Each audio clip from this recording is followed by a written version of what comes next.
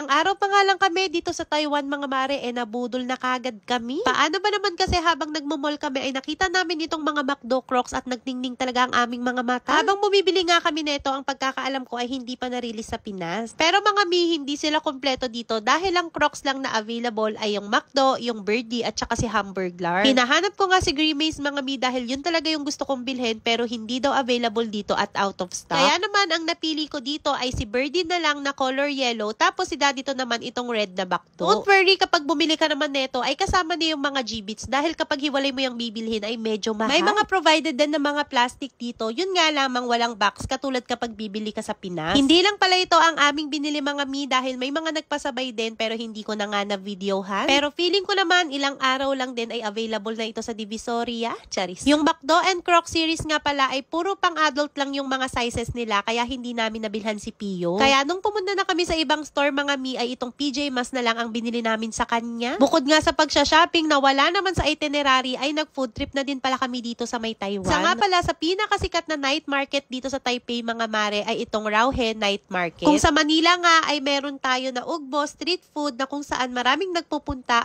dito marami din silang mga night market na punong-puno ng mga pagkain. Pagpasok pa nga lang namin mga mare, hindi na ako magkanda-ugaga kung ano ba yung una kong itatry. Nag-crave nga ako dito sa cheese corn na nakita ko kaya naman napa-order na ako kahit medyo kinakain naman natin ito sa Pinas. Mahilig din pala sila dito sa mga dried vegetable at mga dried fruits. Marami din nga pala sila ditong mga tusok-tusok, lalong-lalo na itong hotdog sausage na sikat dito sa Taipei. Tapos meron din silang parang mga barbecue at meron din silang mga wagyu dito. Medyo curious nga din pala ako dito sa strawberry na medyo makintab kaya pinanood ko kung paano siya ginagawa at dinidip lang nga pala ito sa syrup na sugar. Nasa 50 NTD nga pala ito or 100 pesos ang isang stick kaya naman napabili na ako. Sulit naman din yung 100 pesos ko mga mi dahil yung strawberry ay legit napakasarap at napakatamis. Naglipa na nga din pala dito yung mga umuusok na mga dumplings at saka mga xiaolongbao. Itong binili nga namin mga mi ay nasa 60 NTD or kaya naman sa pesos ay 120 tapos 6 na piraso na siya na dumpling. Kahit nga siguro nasa 500 NTD or 1,000 pesos sa atin yung pera na dala mo dito ay marami ka nang makakain dahil mura lang din talaga. I-expect nyo nga lang din talaga na maraming tao dito at siksikan at buti na lang talaga ay nilagay namin sa stroller si Pio. Ewan ko na lang talaga kung uuwi ka pang gutom dito mga misa, sobrang dami ng pagkain na pwede mong kainin. Minsan nga kapag may stall na napakahaba ng pila ay nakikimarites talaga ako kung ano yung binibili nila doon. Kahit nga hotpot mga mi ay nakastall na dito at pwede